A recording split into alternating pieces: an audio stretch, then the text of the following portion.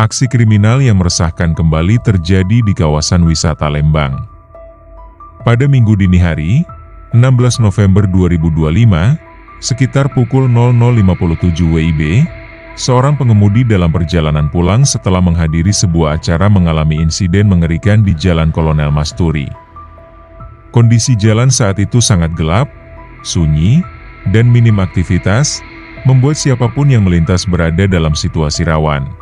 Tanpa diduga, ketika mobil korban melaju dengan kecepatan normal, sekelompok pengendara motor muncul dari arah berlawanan. Korban mengaku tidak mengenal kelompok tersebut. Tanpa komunikasi ataupun interaksi awal, mereka tiba-tiba melakukan serangan acak. Menggunakan balok kayu, mereka memukul bagian mobil korban hingga menimbulkan kerusakan cukup parah. Detik-detik kejadian itu terekam oleh kamera dashcam yang terpasang di dalam mobil. Namun, minimnya penerangan di lokasi membuat wajah para pelaku sulit terlihat jelas. Hanya siluet beberapa orang dan gerakan agresif mereka yang tertangkap kamera. Warga sekitar dan pengguna jalan lain kemudian memberikan keterangan bahwa kejadian tersebut bukan kasus tunggal. Berdasarkan informasi di lokasi, setidaknya 4 mobil dan sejumlah pengendara motor juga menjadi korban dalam waktu hampir bersamaan di ruas jalan yang sama. Para pelaku diduga sengaja menargetkan kendaraan secara acak, membuat banyak orang khawatir bahwa aksi ini terencana dan mungkin dilakukan secara berkelompok. Situasi ini tentu menambah kecemasan warga dan wisatawan. Mengingat Jalan Kolonel Masturi merupakan salah satu jalur utama menuju kawasan wisata Lembang.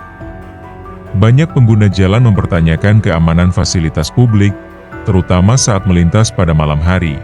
Warga berharap pihak kepolisian segera mengambil langkah cepat untuk mengusut kasus ini. Identifikasi wajah pelaku dari rekaman dashcam, pemeriksaan CCTV lingkungan, serta koordinasi dengan satuan keamanan wilayah dinilai sangat penting untuk mencegah aksi serupa terulang.